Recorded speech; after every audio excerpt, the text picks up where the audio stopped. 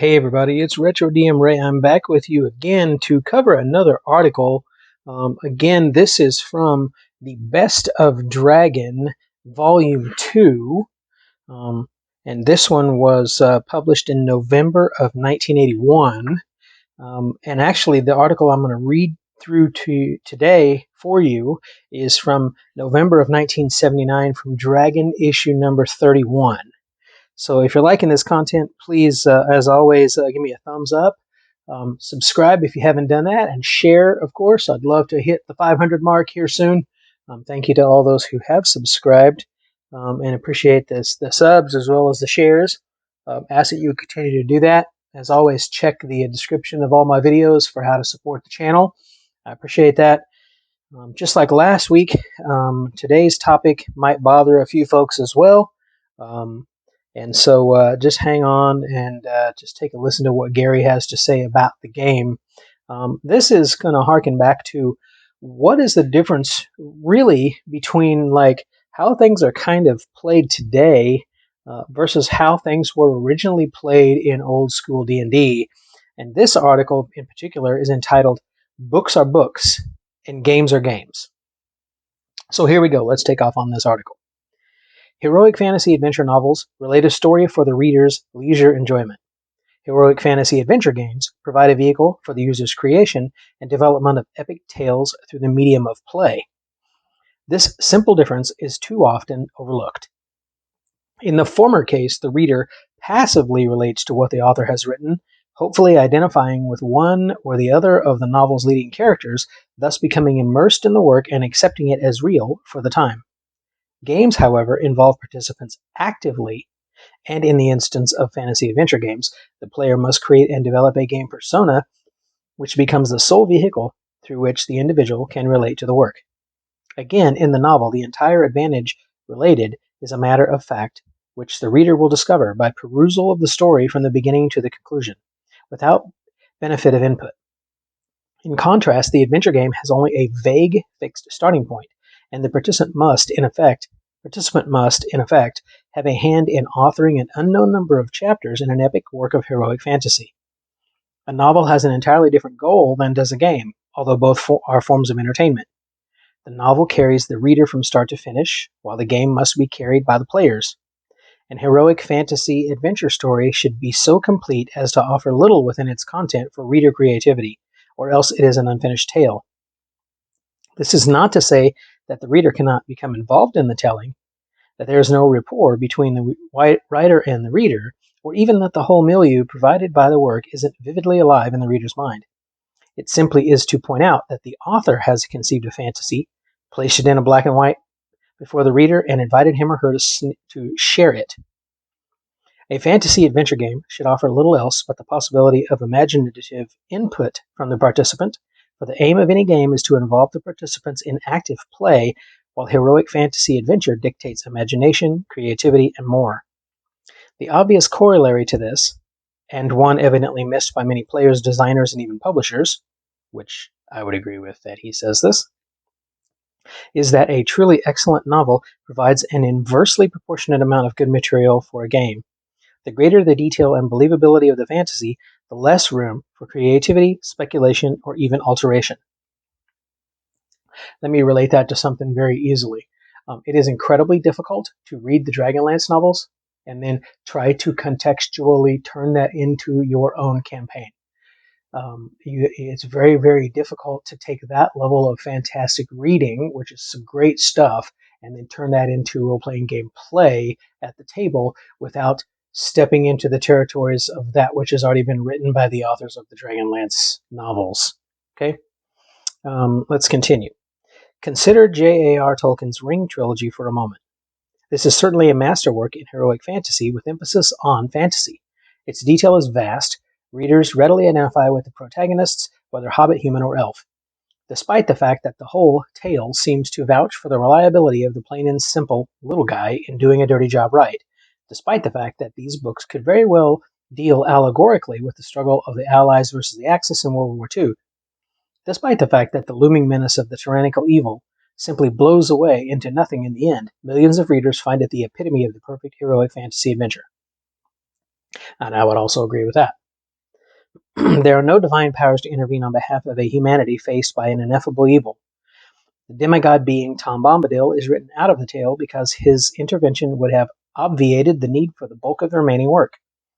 The wizards are basically mysterious and rather impotent figures who offer cryptic advice, occasionally do something useful, but by and large are off stage doing quote-unquote important business or wicked plotting. Thus, the backbone of the whole is the struggles of a handful of hobbits, elves, humans, and dwarves against a backdrop of human armies and hordes of evil orcs.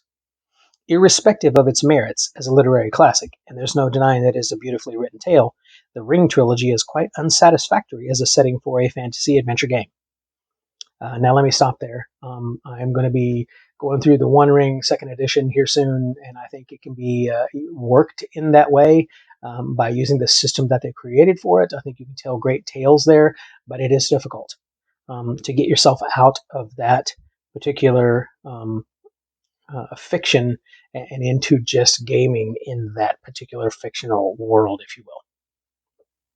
Okay, he says, if the basis for such a game is drawn straight from the three novels, then there's no real game at all, merely an endless repetition with a few possible variations of the quote-unquote fellowship defeating Sauron at all. As soon as the potential for evil to triumph is postulated by the game, several problems arise. First, most dedicated readers, identifying with the heroic elements of the work, do not desire to play the despised forces of Sauron or Saruman. The greater chance to win that evil has, the greater overall antipathy for playing the game at all. Tolkien purists will also object to a distortion of the story. Finally, even if the whole is carefully balanced, the best one can come up with is a series of variations on the Ring trilogy, whether the reenactment is a role-playing game or a board game. The roles are cast by Tolkien. The world is structured according to his wants and desires. The more the game is put into this framework, the less of J.R.R. Tolkien the participants will discover. In similar fashion, imagine a game based on the exploits of Sir Arthur Conan Doyle's magnificent sleuth, Sherlock Holmes. Which of the participants wouldn't like to play the role of the great detective? Or at the very least, Dr. Watson. The subject matter for any such game would be particularly difficult to handle, and what would the participants do if Holmes were slain, or merely made a fool of, for that matter? These two examples of extrapolating a game from fiction are given only to illustrate the point about the major differences between what makes a good game and what makes a good adventure novel. The same applies to all works of fiction to a greater or lesser extent. Now let me stop here and say this. If you're a fan of Critical Role and those kinds of things, all that kind of actual play, kind of dramatized stuff, hey, cool. That's great. That's your thing. That's cool. But they're really just voice acting and acting and writing a novel. They're not really playing D&D. And they're definitely not really playing old school D&D. If you've ever seen any, a lot of the Pathfinder level stuff in those types of ways, again, same thing. They're acting out stuff and maybe speaking out about stuff in even greater ways, which is a whole another conversation that I'm not going to get into. That if that's your thing, cool. But they're again just trying to do like fan fiction. That kind of a thing. I don't think they're actually gaming. Not that I've seen of all the ones that I've watched. But anyway, I digress. Let's go back to the article. Delving further into the matter, we next come to the character and the adventure. In heroic fantasy novels, each character is designed to fit into the tale being told, for whatever ends the author desires. Each such character is interwoven to form the plot fabric of the work. Such characters make for great reading, but as absolute models for games? Never. What AD&D player would find it interesting to play a wizard figure of Gandalf-like proportions? What DM would allow a Conan into his or her campaign? The object of the character in the fantasy adventure game is to provide the player with a means of interacting with the scenario, a vehicle by which the participant can engage in game activity. Each gaming character must provide interest for the participant through its potential, its unique approaches to the challenges of the game form, and yet be roughly equal to all the other characters of similar level.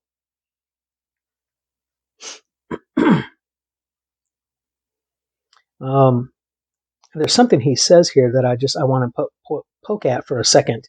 The object of the character in the fantasy adventure game is to provide the player with a means of interacting with the scenario. I want to stop there for a second. The old school game wasn't about your character. It was about the player and the scenario. It was about the game together. So that's also why death is such an important aspect of it. The ability to save or die. Like they say, save or suck type effects. The ability to get a one unbalanced encounter TPK, because there isn't balance in old school. Because in our world, there isn't balance either. But I think that's really important because it's the character sheet. The character you're creating is just a means for you to interact with the scenario, a vehicle for you to participate and engage in the game activity. So have fun with that character, but if that character dies, let them ride off into the grave and you make a new one and keep going, because it's about you and the game, not that particular sheet and this 10-page handwritten calligraphic background with all kinds of crazy props at the table and all of this stuff that when the character does die, you just are flabbergasted and can't figure out what to do with yourself and all of that kind of stuff. Again, my opinions. If it's not yours, that's cool. Whatever. All right, so he continues. While novels fix character roles to suit a preordained conclusion, game persona must be designed with sufficient flexibility so as to allow for participant personality differences and multiple unknown situations.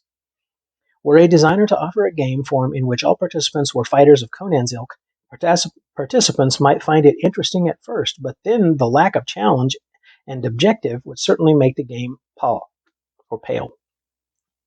If the design were then amended to allow for titanic forces to actually threaten a fighter of Conan's stature, the game merely becomes one where participants start at the top and work upwards from there. This approach seems quite unacceptable to my way of thinking and not necessary, because it could have begun on a far more reasonable and believable level.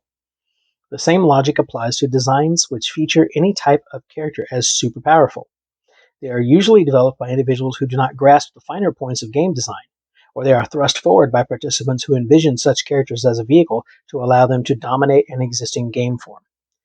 Amen. That's exactly what I experienced as I came up through D&D and saw all those players filter in and out of our games over the many, many, many years, all the way through from when I first started all the way through until I quit running D&D back at the end of 3rd edition as it was transitioning into 3.5.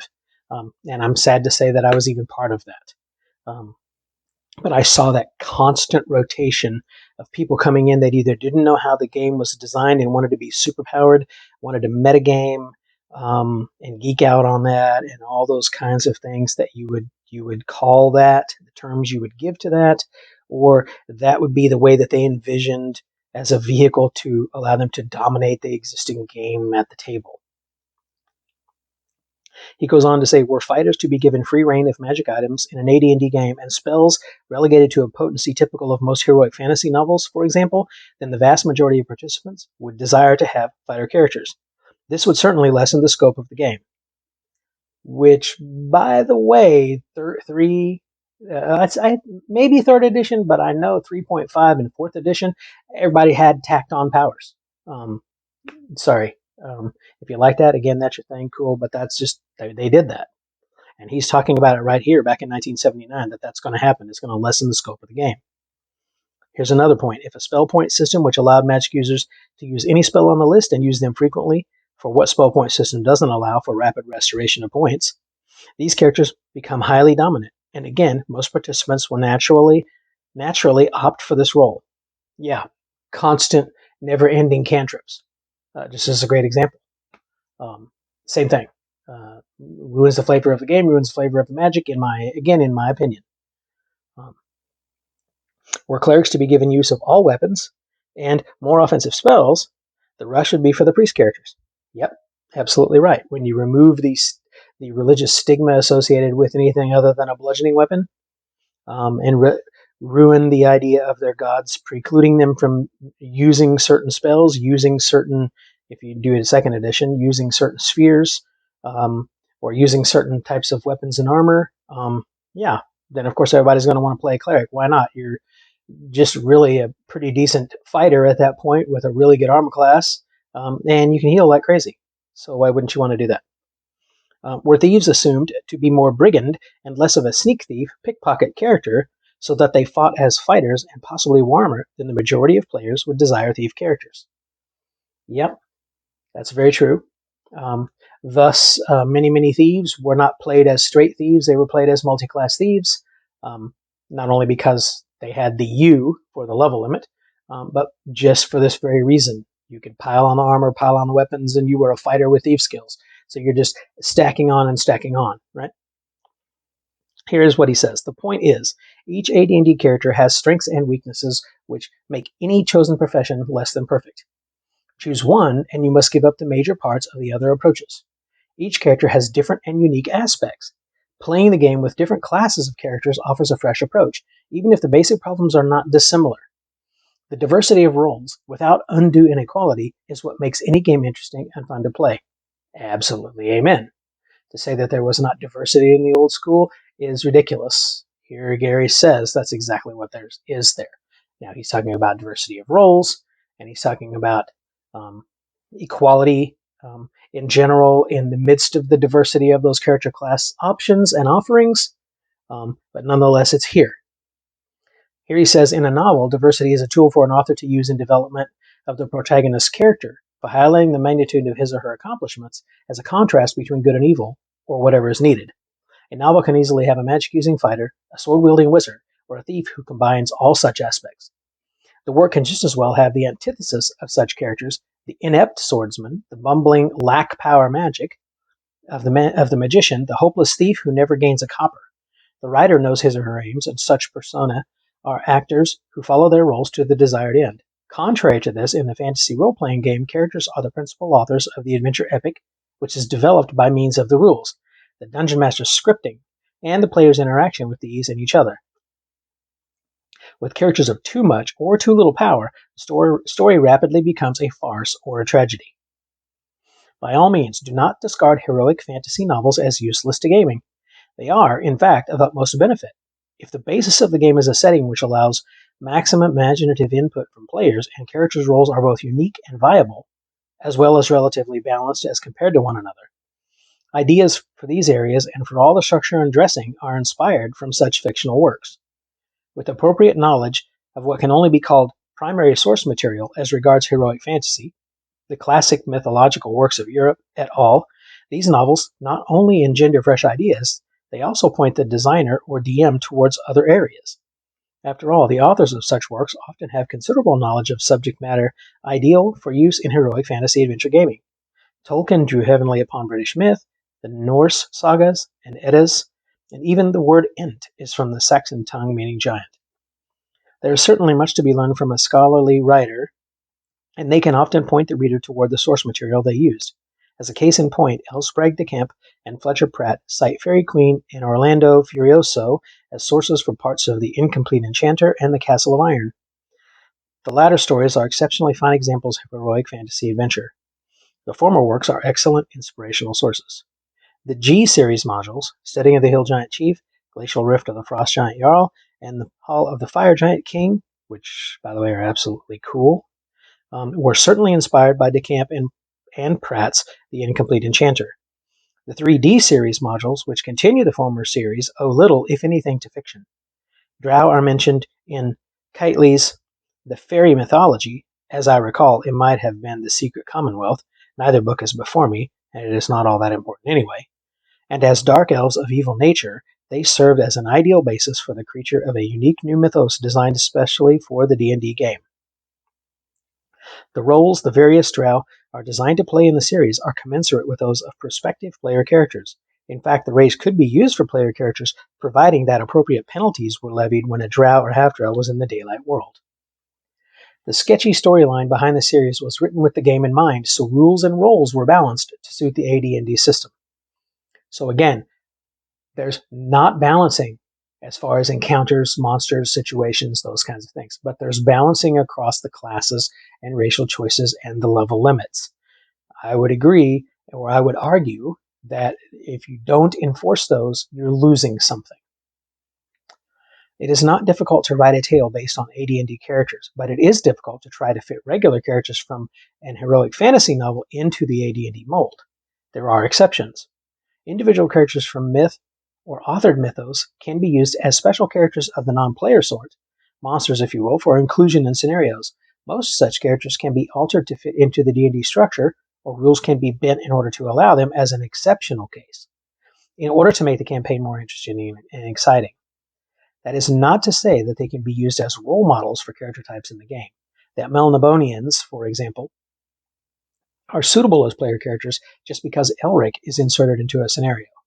This sort of thinking quickly narrows the scope of the game to one or two combination profession character types with virtually unlimited powers and potential, and there goes the game.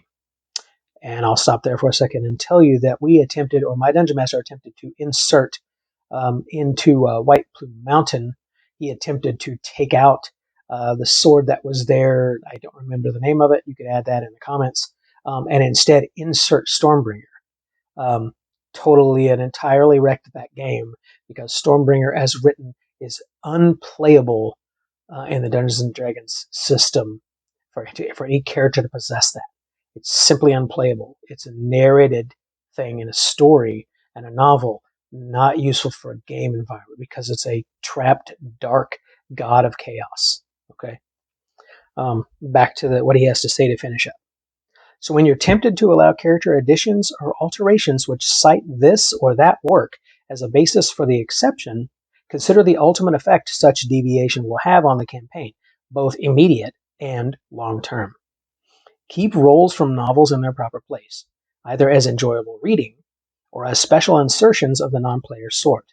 The fact that thus and so magic user in a fantasy yarn always employs a magical sword, or that the Grey Mouser, a thief, is a commensurate bladesman, has absolutely nothing to do with the balance between character classes in the AD&D system. Clerics, fighters, magic users, thieves, et al. Are purposely designed to have strengths and weaknesses which give each profession a unique approach to solving the problems posed by the game. Strengthening one by alteration or addition actually abridges the others and narrows the scope of your campaign. So I'm really liking hearing from Gary from all these years ago, back at towards the beginning of the game, the impetus, if you will, of AD&D. It's really neat to hear this. It's really giving us a seat or a foundation spot at the table to hear from him about the design and his philosophy and approach of how this game was originally created going forward and why things are in there the way that they are. I think that's a big deal.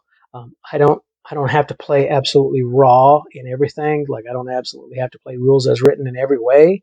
But some of these things are really important. They're significant. It's significant that you don't go read a novel and then go off and try to just immediately create that character and start that out, and you're just replaying the story. You're just replaying that character again.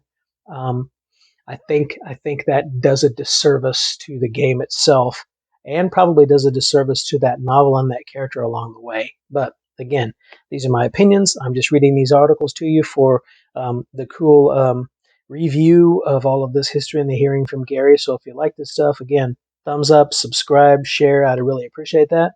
And until we get together next time, hey, thanks for listening. Take care and have some cool old school games. Later.